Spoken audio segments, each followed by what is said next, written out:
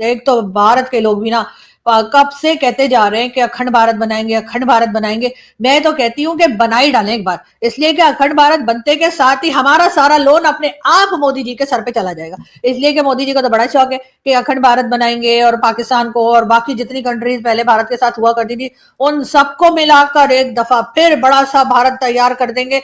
तो मोदी जी हमारी तरफ से इजाजत है, तुसी बिस्मिल्लाह करो बस।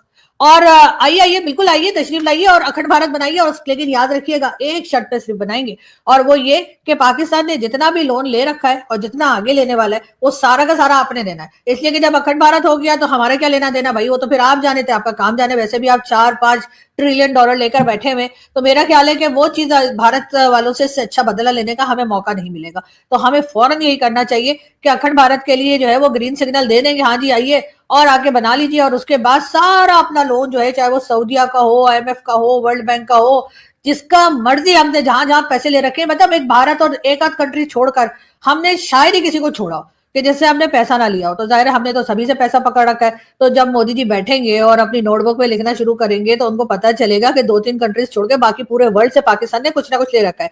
कहीं पे उधार तेल है, तो कहीं से हमने पैसा पकड़ा है, कहीं से डॉलर लिया है, कहीं से कुछ किया है। तो उसके बाद उनको पता लगेगा कि है ये मैंने क्या कांड कर दिया। लेकिन खैर जब तक ऐसा नहीं होता, मेरे ख्याल है मोदी जी को कोई बताए नहीं कि ऐसा, मतलब ये हमारी सिचुएशन ये हो चुकी है। लेकिन बहरहाल मुझे उम्मीद है कि ये अखंड भारत वाला आइडिया अगर क्लिक कर गया तो पाकिस्तान के तो वारे न्यारे हो जाएंगे, सारी प्रॉब्लम हमारी अपने आप ही निकल जाएगी। वापस जाते हैं IMF और वर्ल्ड बैंक की तरफ। जी IMF वाले जो है वो जी आए पाकिस्तान और उन्होंने वहां से भी फोन वोन किए होंगे, ऑनलाइन मीटिंग भी हुई होंगी, सब कुछ हुआ होगा। लेकिन हमारे लोगों ने उन्हें कुछ ना कुछ जो है ना चूरन चटाके या कोई और कहानी बनाकर या जलेबी बनाकर जो है टाल दिया होगा। 12 लोग वो आ गए हैं और उन्होंने बहुत सख्ती के साथ पाकिस्तान से बात की और पाकिस्तान से कहा है कि अगर आपको अगली इंस्टॉलमेंट चाहिए तो आपको अपने जो रुपीज है उसकी कीमत भी गिरानी होगी, उसके साथ साथ आपको पेट्रोल की प्राइस भी बढ़ानी होगी और कई दूसरी चीजों में टैक्स वगैरह और बहुत सा ऐसा कुछ है कि जो इससे आम आदमी का एकदम समझे कि जूस निकल जाए ना। तो वो करने के लिए जी IMF ने पाकिस्तान को कहा है। अब जाहिर है कि हमारे जो हुक्मरान हैं, हमारे जो हुक्मरान जो आते हैं उनको लेकर जो आते हैं, यानी उनके अब्बू जी, उनमें से किसी को पाकिस्तानियों से कोई हमदर्दी नहीं है, उनकी बला से। इनको सिर्फ दिखाने के लिए, जो आपने देखा होगा सड़क पे जो लोग भीख मांगते हैं उन्होंने छोटे बच्चे उठा रखे होते हैं या कोई और अपने साथ ऐसा रखा होता है जिसका कुछ ना कुछ फिजिकली उसको कोई प्रॉब्लम होती है, या फिर वैसे ही साथ लेके घूमते हैं कि जी ये बच्ची है इसकी शादी करानी है या ये बच्चा है इसको पढ़ाना है। ऐसे करके भीख मांगने का जो तरीका अधिकारियों ने निकाला है, बिल्कुल वही तरीका पाकिस्तान की हुकूमत ने भी निकाला है। यहाँ की पब्लिक को दिखा दिखा के कभी जी फूड शॉर्टेज है, तो कभी ये है, तो कभी पोलियो है। पोलियो का भी मैं आपको बता दूं, पोलियो के लिए भी ये लोग अभी तक कई बिलियन डॉलर जो है रिसीव कर रहे हैं कि जी पोलियो के यहाँ पर बहुत ज्यादा पेशेंट होते हैं और हम पोलियो खत्म करने के लिए, सारी दुनिया से पोलियो खत्म हो गया सिवाय अफगानिस्तान और पाकिस्तान के, और ये कभी खत्म होगा भी नहीं। और वो इसलिए खत्म नहीं होगा क्योंकि पाकिस्तान को मुसलसल पैसा मिल रहा है पोलियो के ऊपर काम करने के लिए। तो जाहिर है अपनी दुकान कौन बंद करता है, तो जब तक इनकी ये सिलसिला चल रहा है, ये पैसा आ रहा है, तब तक ये ऐसा कुछ करेगी नहीं। यही चीज इन्होंने अफगानिस्तान के साथ की। अफगान रेफ्यूजीज को रखा और बड़ा बुला बुला के रखा कि आइए आइए आइए, आप तो हमारे भाई हैं, आप यहाँ पे रहिए आराम से। इसलिए कि उस जमाने में इनको पैसा मिल रहा था, इनको डॉलर्स मिल रहे थे और इनसे कहा गया था कि अफगान रेफ्यूजीज को रखें, तो ये हर रेफ्यूजी की कीमत जो है वो ले रहे थे। कुछ 2 या 3 साल पहले वो पैसा बंद हो गया। उन्होंने जो पैसा भेज रहे थे, जो कंट्रीज दे रही थी, उन्होंने कहा कि भाई अब अफगान रेफ्यूजीज के नाम पर हम आपको मजीद पैसा नहीं देंगे। उसके साथ ही पाकिस्तान की हुकूमत को याद है, अरे हमारे तो सारी टेररिज्म कर ही अफगानिस्तान के लोग रहे, हमारे अपने लोग तो फरिश्ते बैठे हुए हैं यहाँ पे, चाहे वो हाफिज सईद हो, चाहे वो मसूद अजहर हो, चाहे दूसरे लखवी शखवी क्या कुछ है, ये TLP वाले, वो सारे तो फरिश्ते बैठे हुए। जो भी टेररिज्म कर रहा है वो सिर्फ अफगानिस्तान कर रहा है, सिर्फ अफगानिस्तान के लोग कर रहे हैं। इसके साथ ही इन्होंने उनको पकड़ पकड़ के बाहर निकालना शुरू कर दिया और ये भूल गए कि अफगानिस्तान के लोगों को अगर आप बार बार तंग करेंगे, परेशान करेंगे, उनकी इंसल्ट करेंगे, तो वो पलटकर जवाब देंगे। अब जब उन्होंने पलटकर जवाब दिया है, जिसमें कि उनके एक मिनिस्टर साहब का मैंने आपको पहले बताया था कि उनका कहना है कि अगर पाकिस्तान ने काबुल के ऊपर अटैक किया तो वो जी इस्लामाबाद के ऊपर अटैक कर देंगे। सिर्फ बात यहीं तक खत्म नहीं हो गई कि उन्होंने ये कहा कि जी अगर आपने काबुल पर अटैक किया तो हम इस्लामाबाद पे अटैक कर देंगे, लीजिए जी कहानी खत्म। ऐसा नहीं, उसके आगे भी उन्होंने बात की है और उन्होंने ये कहा है कि अगर आपने अटैक किया तो अफगानिस्तान जो है वो ये हिम्मत और ये ताकत रखता है कि तकरीबन 10 साल तक हम आपसे लड़ सकते हैं।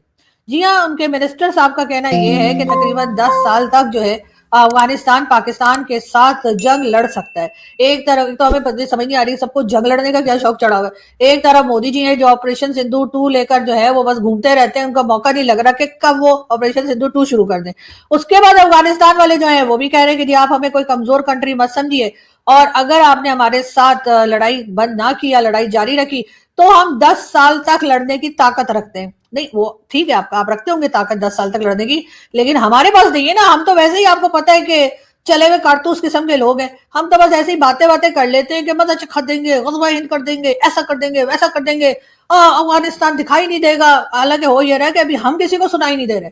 यानी दूसरे को कमजोर बताकर अगर हम अपनी ताकत तभी जता पा रहे हैं जब हम किसी दूसरे को कमजोर बता रहे हैं, तो मेरा ख्याल है उससे लोगों को समझ आई गई होगी कि इस वक्त ताकतवर कौन है और कमजोर कौन है। यहाँ पर ज्यादा से ज्यादा जरूरत इस बात की है कि नफरतों को कम किया जाए, लोगों की बात सुनी जाए और अपने जो प्रॉब्लम्स है वो सॉल्व किए जाए। लेकिन ऐसा होता हुआ हमें दिखाई नहीं दे रहा, और उसके बजाय लड़ाई झगड़ा जो है वो बढ़ता हुआ दिखाई दे रहा है। और जाहिर है अगर ऐसा होगा तो पब्लिक को भी ये खामोश रहने को कहेंगे कि भाई तुम क्या रो रहे हो कि दाल महंगी हो गई और चावल महंगे हो गए और सब्जी महंगी हो गई या चिकन महंगा हो गया। उसकी वजह ये है कि देखो अफगानिस्तान हमें मारने को बैठा है, ईरान से हमें डर लगा हुआ है और भारत तो वैसे ही हमारा दुश्मन है। तो फिर ऐसे में अगर पब्लिक ये रोएगी कि फ्यूल बड़ा महंगा हो गया है और हर चीज महंगी हो गई है, तो उसको चुप कराने के लिए गवर्नमेंट के पास सिर्फ एक ही तरीका रह जाता है, और वो ये कि वो ये डराएं कि जी कोई ना कोई हमारे पर अटैक करने वाला है, और खास तौर पे भारत का। इसलिए कि अफगानिस्तान जब अटैक करने को कहता है तब भी हमारे लोग ज्यादा परेशान नहीं होते, जब ईरान की तरफ से कहा जाता है तब भी हमारे लोगों को कुछ नहीं होता।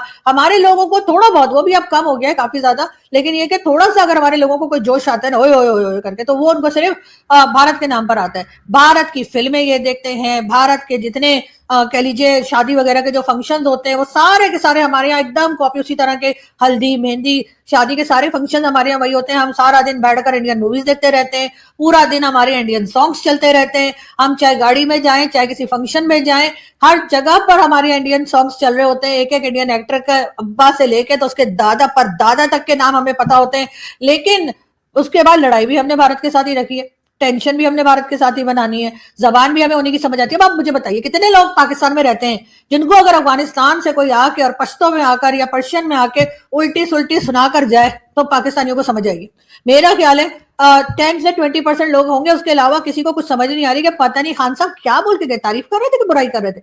लेकिन अगर यही चीज भारत की तरफ से कोई आए और उसके बाद ऐसी तैसी करे तो हमें तो एक एक वर्ड समझ में आता है, होए होए होए ऐसा बोल दिया, हाय हाय हाय ऐसा कह दिया।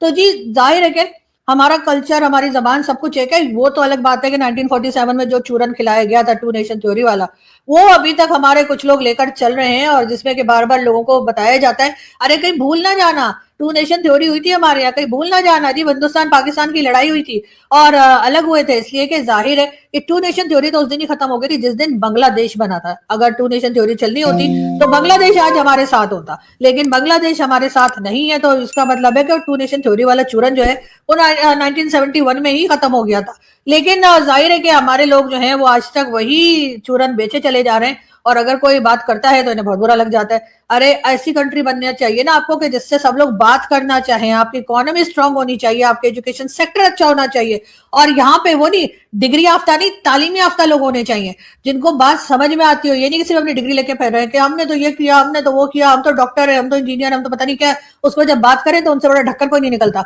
लेकिन बात सारी ये है पाकिस्तान को अपने तमाम नेबर्स के साथ रिलेशन सही करने होंगे, और अगर आप नहीं करेंगे तो फिर नजम सेठी तो पहले ही कह रहे हैं कि हमारा हाल ईरान से भी ज्यादा खराब होने वाला है। लेकिन बहरहाल दुआ करते हैं कि कुछ बेहतरी आ जाए और लोगों को थोड़ी अकल आ जाए। बहुत जल्द फिर मुलाकात होगी। Thank you.